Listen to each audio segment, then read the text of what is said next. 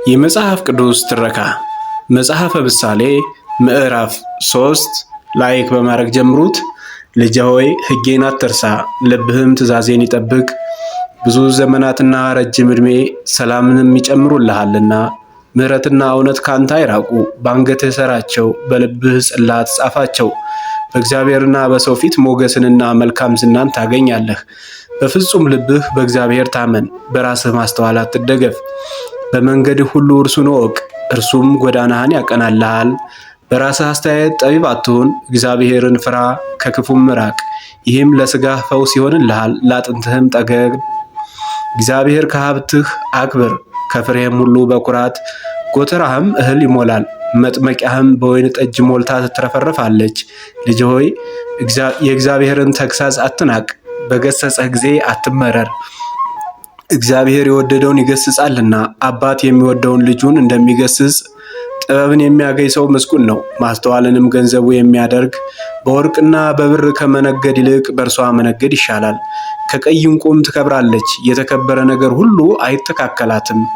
በቀኟ ረጅም ዘመን ነው፣ በግራዋም ባለጠግነትና ክብር።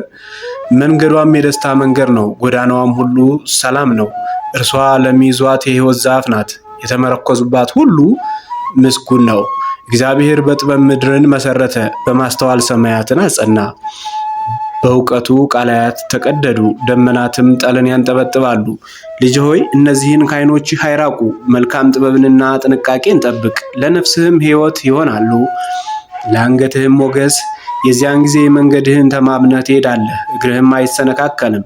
በተኛህ ጊዜ አትፈራም፣ ትተኛለህ፣ እንቅልፍህም የጣፈጠ ይሆናል። ድንገት ከሚያስፈራ ነገር ከሚመጣውም ከኃጢአት ጥፋት አትፈራም። እግዚአብሔር መታመኛህ ይሆናል፣ እግርህም እንዳይጠመድ ይጠብቅሃል። ለተቸገረ ሰው በጎ ነገርን ማድረግ አትከልክል፣ ልታደርግለት የሚቻልህ ሲሆን። ወዳጅህን ሂድና ተመለስ ነገ እሰጥሃለሁ አትበለው፣ በጎ ነገርን ማድረግ ሲቻልህ። በወዳጅህ ላይ ክፉ አትስራ፣ እርሱ ተማምኖ ካንተ ጋር ተቀምጦ ሳለ። ከሰው ጋር በከንቱ አትጣላ፣ እርሱ ክፉ ካልሰራብህ። በግፈኛ ሰው አትቅና፣ መንገዱም ሁሉ አትምረጥ። ጠማማ ሁሉ በእግዚአብሔር ፊት ርኩስ ነውና፣ ወዳጅነቱ ግን ከቅኖች ጋር ነው። የእግዚአብሔር መርገም በኃጥአን ቤት ነው፣ የጻድቃን ቤት ግን ይባረካል።